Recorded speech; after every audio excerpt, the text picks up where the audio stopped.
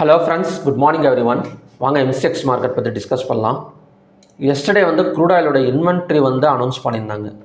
So inventory நினச்சதை விட அதிகமாக இருக்குது. அதாவது ஃபோர்காஸ்ட்டே -1.700 M. பட் கிடச்சிருக்கிற இன்வென்ட்ரி கிட்டத்தட்ட 17.423 M. நினச்சதை விட அளவுக்கு அதிகமாக இருக்குது அப்படிங்கிற மாதிரி, அதாவது ஸ்டோரேஜ் அதிகமாக இருக்குது அப்படின்னு சொல்லி கொடுத்துருக்காங்க. ஸோ இது ஹெவி சப்ளையாக நாம் எடுத்துக்கலாம் ஆயிலை பொறுத்த வரைக்கும். ஓகேங்களா, ஆயில் இப்போதைக்கு எவ்வளோல ட்ரேட் ஆகிட்டுருக்கு அப்படின்னா, WTI க்ரூட் ஆயில் 1.12 மைனஸ்லேயும், பிரெண்ட் க்ரூட் ஆயில் -1.11 நமக்கு ட்ரேட் ஆகிருக்கு. ஸோ கிட்டத்தட்ட ரெண்டுமே ஒரு 1.25% நெகட்டிவில் போயிட்டுருக்கு அப்படிங்கிற மாதிரி சொல்லலாம். இன்றைக்கி எப்படியும் நெக்ஸ்ட் டே க்ளோசிங் 7,928.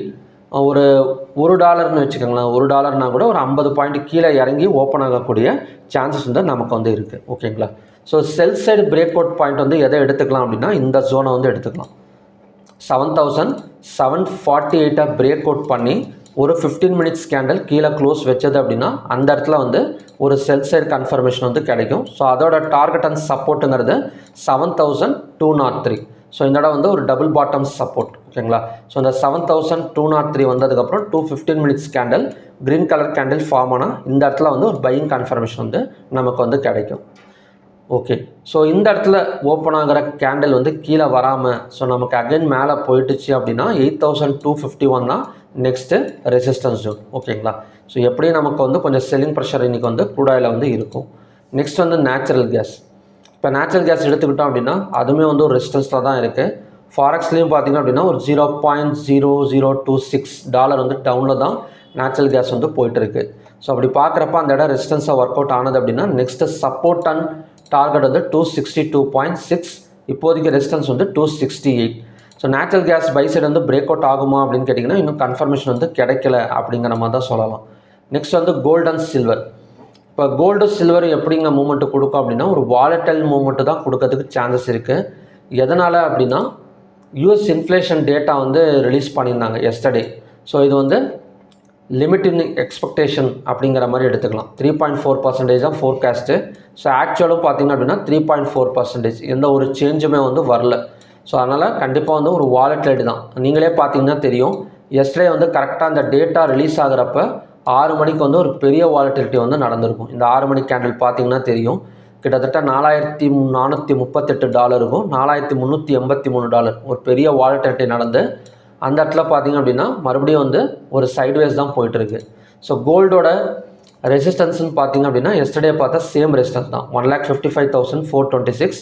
சப்போர்ட்டுங்கிறது 1,53,208. ஸோ இந்த US inflation data gold and சில்வரை பாதிக்குமான்னு கேட்டிங்கன்னா, இப்போதைக்கு பாதிக்கிறதுக்கு சான்சஸ் கிடையாது. ஏன்னா டேட்டாஸ் லிமிட் இன் எக்ஸ்பெக்டேஷன், அதாவது எதிர்பார்த்தது அப்படியே தான் வந்திருக்கு. அதனால் எந்த ஒரு மாற்றம் கோல்டு அண்ட் சில்வரை இருக்காது. அதாவது பையஸ் செல்லும் போகிறதுக்கு ஒரு ஒன் சைடு போகிறதுக்கு சான்சஸ்ங்கிறது ரொம்ப கம்மி தான். Next silver. ஸோ சில்வரோட சப்போர்ட்டுங்கிறது 2,36,473. ரெசிஸ்டன்ஸுங்கிறது 2,42,036. அடுத்தது காப்பர். ஸோ காப்பர் எடுத்துக்கிட்டோம் அப்படின்னா எக்ஸாக்டாக நமக்கு ஒரு சப்போர்ட் ஜோனில் தான் நிற்குது, 1,375.90. ஸோ இதுக்கு மேலே ஓப்பனிங் கொடுத்தது அப்படின்னா நமக்கு கண்டினியூஸாக கொஞ்சம் பை எடுக்கிறதுக்கு சான்சஸ் இருக்குது. அதோட டார்கெட்டுங்கிறது 1,394. அதை தான் பார்த்திங்க அப்படின்னா நெக்ஸ்ட்டு ரெசிஸ்டன்ஸும் கூட. ஓகேங்களா, ஸோ ஓகே ஃப்ரெண்ட்ஸ், இதுதான் பார்த்திங்கன்னா அப்படின்னா இன்றைக்கான கண்டிஷன்ஸ். க்ரூட் ஆயிலுக்கு நமக்கு கொஞ்சம் நியூஸும் சப்போர்ட் பண்ணுது அப்படின்னா, ஏன்னா டீல் முடிய போகுது அப்படிங்கிற மாதிரி சொல்கிறாங்க. பட் சீஸ்ஃபயருங்கிறது என்ன சொல்கிறது அப்படின்னா எக்ஸ்டெண்ட் பண்ணுற மாதிரி வாய்ப்பு இல்லை அப்படிங்கிற மாதிரி ஈரான் சைட்லேருந்து சொல்லிகிட்டு இருக்கிறாங்க. ஏதாவது ஒரு சீஸ்ஃபயர் நியூஸ் வந்தது, இல்லை ஒரு டீல் நியூஸ் வந்தது அப்படின்னா, க்ரூட் ஆயில் இந்த ஆல்ரெடி நமக்கு இன்வென்ட்ரி பெரிய அளவில் சப்ளை சப்போர்ட் பண்ணியிருக்கு இப்போதைக்கு.